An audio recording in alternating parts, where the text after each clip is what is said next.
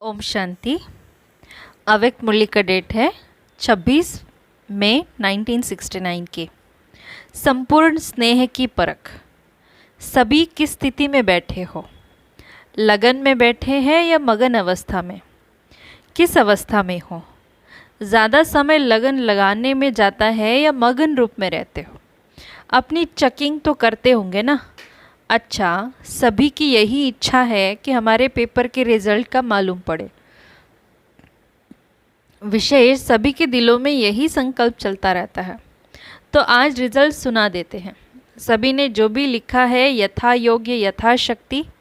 Total result यही कहेंगे कि बाप में निश्चय बुद्धि तो है, लेकिन जितना ही बुद्धि में निश्चय है उतना ही बाप के महावाक्यों में फरमान में निश्चय बुद्धि होकर के चलना, वह अभी पुरुषार्थ में 50% देखने में आता है। बाबा में निश्चय तो 100% है, लेकिन बाप के फरमान और आज्ञाओं में निश्चय बुद्धि होकर के जो फरमान मिला और किया, ऐसे फरमान में निश्चय बुद्धि मेजॉरिटी 50% रिजल्ट में है। ऐसे ही टीचर में निश्चय है, लेकिन पूरी पढ़ाई जो है उसमें पूर्ण रीति से चलना, वह भी अपनी अपनी परसेंटेज की रिजल्ट है। ऐसे ही गुरु रूप में भी सद्गुरु है, यह पूरा निश्चय है, लेकिन उनकी श्रीमत पर चलना, उसकी टोटल रिजल्ट 50% है। सिर्फ बाप में टीचर सद्गुरु में निश्चय नहीं, लेकिन इस निश्चय के साथ साथ उनके फरमान, उनकी पढ़ाई और उनकी श्रीमत पर भी संपूर्ण निश्चय बुद्धि होकर के चलना, इसी में कमी है जिसको अभी भरना है। स्नेह की निशानी क्या है? संपूर्ण स्नेह की परख क्या होती है? उनका मुख्य लक्ष्य क्या होता है?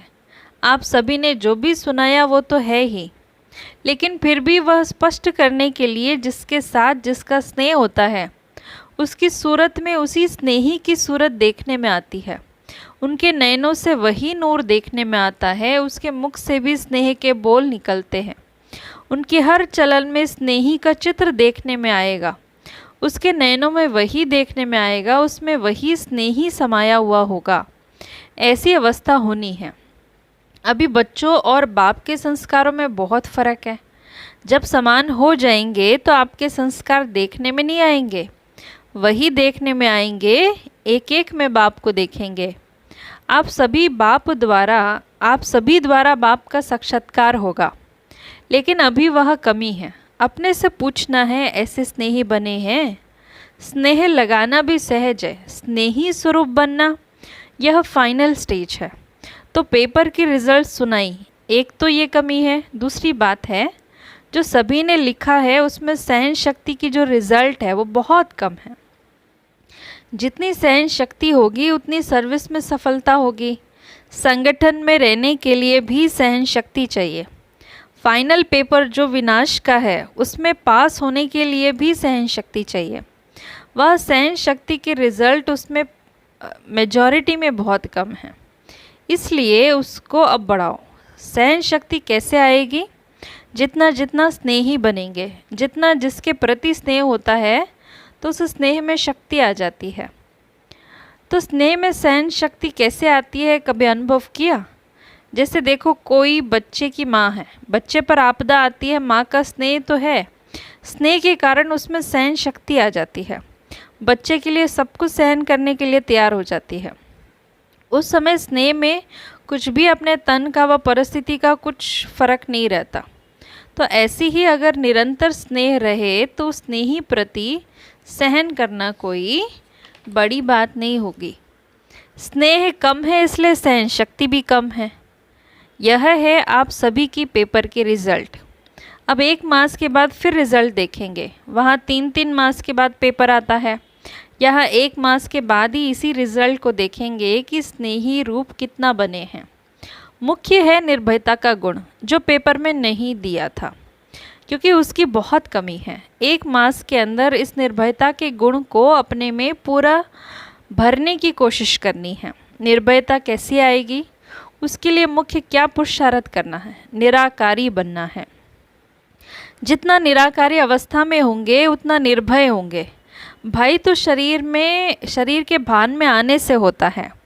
यह 1 मास का चार्ट पहले बता देते हैं। कुमारियों का ट्रेनिंग क्लास पूरा होगा तो ये भी पूछेंगे कि सहन शक्ति, निर्भय और निश्चय की परख जो बताई वो कहाँ तक है। इन तीनों बातों का पेपर फिर लेंगे। कुमारियों से बाप दादा का स्नेह विशेष क्यों होता है? कौन सी खास बात है जो बाप दादा का खास स्नेह रहता है? क्योंकि बाप दादा समझते हैं कि अगर इन्हों को ईश्वरीय स्नेह नहीं मिलेगा तो और किसी के स्नेह में लटक जाएंगे। बाप रहम दिल है ना, तो रहम के कारण स्नेह है, भविष्य बचाव के कारण विशेष स्नेह रहता है। अब देखेंगे कि बाप दादा के स्नेह का जवाब क्या देती है। अपने को बचाना है, यह बाप दादा का स्नेह का रिस्पॉन्ड।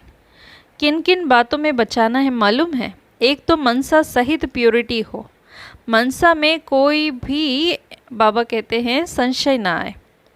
और दूसरी बात, अपनी वाचा भी ऐसी रखनी है जो मुख से कोई ऐसा बोल ना निकले। वाणी में भी कंट्रोल, मनसा में भी कंट्रोल, जैसे साकार तन द्वारा करके दिखाया। तो कर्म भी ऐसी करना है। आपका कर्म ऐसा हो जो और भी देखकर ऐसा करे। यह कुमारियों के लिए खास। और किससे बचना है?